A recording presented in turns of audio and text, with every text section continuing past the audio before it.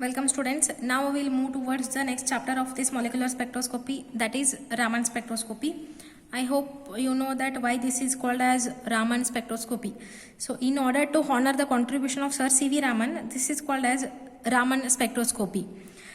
Sir C.V. Raman, he is the first Indian physicist who has got Nobel Prize in Physics in the year 1930, and in the year 1954 he has awarded a prestigious Bharat Ratna. And this Raman spectroscopy, this is having very wide applications in physics and chemistry. So if you come to the atomic and molecular level, so there is no much difference in the physics and chemistry. So funda between physics and chemistry, that remains same only. So now we'll start with this Raman spectroscopy. So before starting this, so we should be clear about a physics phenomenon that is called as scattering of light. What is scattering of light? Consider a molecule or atom or molecule or any charged particle So when electromagnetic wave that is going to interact with this any one of this, that is atom, molecule or charged particle, then what happens? This molecule or atom, this particle may absorb this electromagnetic radiation and it is going to re-radiate all these waves. So what it has absorbed in all the directions. So this atom is going to re-radiate the electromagnetic wave in all the directions, and this phenomenon, this is called as what? Scattering of light.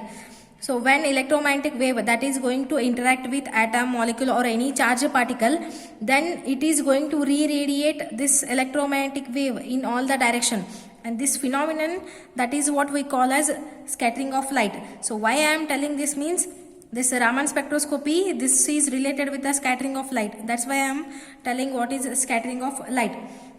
Then this electromagnetic wave, what it is re-radiated from this atom, it may have different energy or frequency or wavelength, or it may have the same energy. On that basis, this scattering of light we are going to classify into two types. On what basis we are going to classify is, so what the electromagnetic wave is re-radiated by the atom or a molecule, so whether the energy is going to change. If energy is changing means obviously frequency will change, or if it remains the same. On that basis, we are classifying this scattering of light into two types. One is elastic scattering, or else another word for this is coherent scattering, and another one is inelastic scattering, or else this you can call as incoherent scattering. Incoherent scattering. So now first we will go through the elastic scattering. What is elastic scattering? So when electromagnetic wave that is going to interact with the particle, so whether that is charged particle or atom or a molecule, then it is going to emit this electromagnetic wave. So if the energy of this scattered light and this incident light both are same, if there is no change in the energy of the scattered light, then such kind of scattering that we call as what? Elastic scattering. So here no change in energy. So energy of this scattered light that remains the same, no change in the energy. And if no change in the energy means what? Frequency, that also remains the same. No change in the frequency, no change in the wavelength, and no change in the energy. So that kind of scattering of light that we call as what? Elastic scattering, or else another word for this is coherent scattering. And the next type is inelastic scattering. What is inelastic scattering?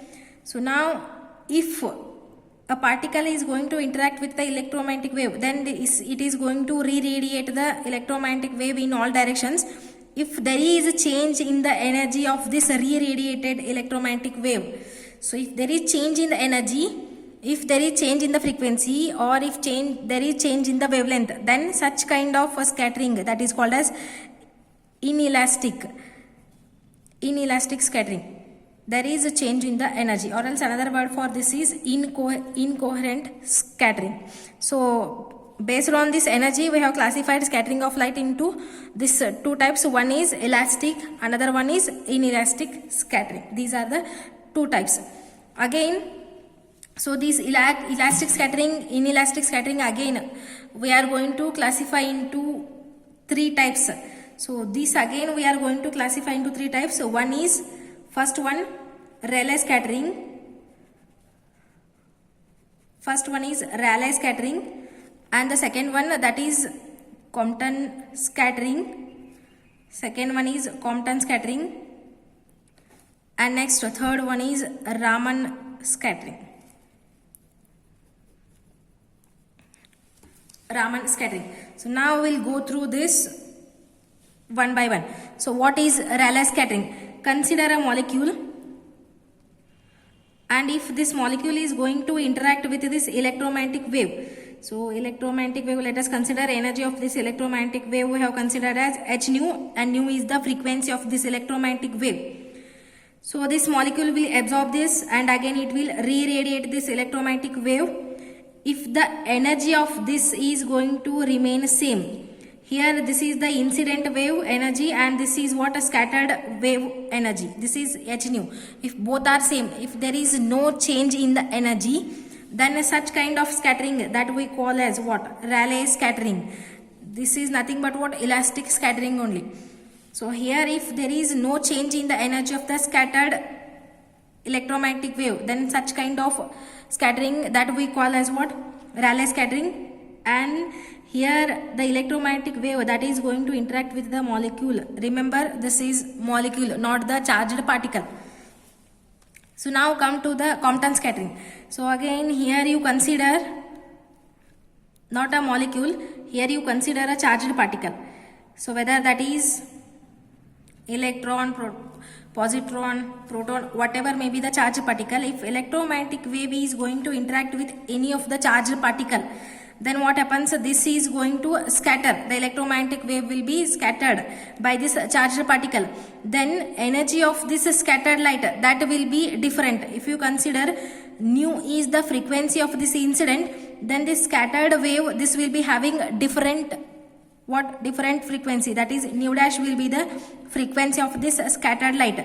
So here we are considering charged particle. So when electromagnetic wave is going to interact with the charged particle, so here remember this is the charged particle, and here this scattered light that will be having different energy.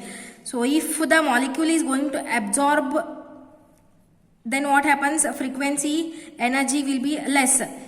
If the electromagnetic wave, if it takes energy from the charged particle, then this energy or frequency that is going to increase. So these are the two possibilities. If it gives, then there will be less. If it takes from the charged particle, then there will be more energy. So this is the second type, that is Compton scattering. Remember, first case this is regarded with the molecule, and the second case this is regarded with the charged particle. So now come to the next one, that is Raman scattering. So this Raman scattering, this is very rare case, and it takes place 1 in a million. If a electromagnetic wave that is going to interact with the molecule, if it going to interact with the molecule, remember this is the molecule, then what happens? This electromagnetic wave will be scattered in all the directions. What the scattered light is there, this will be having either less energy or greater energy. If the electromagnetic wave that takes the energy from the molecule, then there will be increase in the energy. If the electromagnetic wave gives energy to the molecule, then there will be less energy. So here again we are dealing with the molecule, and this is very rare case. And here the electromagnetic wave that is going to interact with the molecule, and there will be change in the frequency or change in the energy. This comes under this inelastic scattering. So here this Rayleigh scattering, this comes under elastic scattering, where there is no change in the molecule. Again this deals with the molecule itself. And now second one, that is Compton scattering. Here it deals with the charged particle. Again there also will be change in the energy, and that also comes under inelastic scattering. And the third one, that is Raman scattering. Here again we are dealing with the molecule, and there is a change in the energy of the electromagnetic, what the scattered light will be there. So change in the energy. This also comes under what? This inelastic scattering. Now come to this diagram. So consider a molecule. This is going to interact with the electromagnetic wave of energy h nu and the frequency nu. Then this molecule will absorb and it is going to re-radiate the electromagnetic waves in all the directions. So now see, one scattered wave that is having the same energy or same frequency as that of the incident wave, and here again in addition to the incident, so some new frequencies are here. So here some more waves are radiated, and here the frequencies of these scattered waves that is different. So here some new frequencies that are going to appear. So this phenomenon that we call as what? Raman effect. So if we observe the spectrum of this scattered light by means of spectroscope, so some new lines we are going to find, and these new lines are there that we call as Raman lines. So here some waves, they will have the different frequency in addition with the incident frequency. H nu also will be there. In addition to this, again new frequencies will be there. So these we are going to observe when we observe through the spectroscope, and such lines that we call as what? Raman lines. And depending on the frequencies, so these Raman lines we are going to call as Stokes lines and anti-Stokes lines. So now we'll come for the Stokes lines. So here nu is what? Nu is the frequency of incident wave that we have considered. If the frequency of incident light is greater than the frequency of this scattered light, if nu is greater than nu dash, this is Raman line. If such case, then that line we are going to call as what? Stokes line. If a line that is having lesser frequency as compared to what? Incident one, then that is what we call as Stokes lines, or else you can define this in terms of what? Wavelength. If the line that corresponds to the wavelength greater than the incident light, then that is called as what? Stokes lines. And what is anti-Stokes line? So if the frequency is more, than the incident one, then that is called as anti-Stokes lines. Or else you can define this in terms of wavelength also. If the line corresponds to the wavelength less than the incident, then that is also called as what? Anti-Stokes line. And the change in the frequency, difference in the frequency will be there, and that is what we call as what? Raman shift. So this is what we are going to call as Raman shift. And this Raman shift is there, that is difference in the frequencies. How we are going to write this as? This delta nu is equal to, this is the frequency of this original, difference frequency of this scattered, difference between the frequency of these two, that gives Raman shift. And on what factor this depends is, this does not depend on the frequency of incident and energy of the incident, but it depends on what? It depends on the substance. So this Raman shift, this depends on the molecule what we are going to use. So this is what regarding the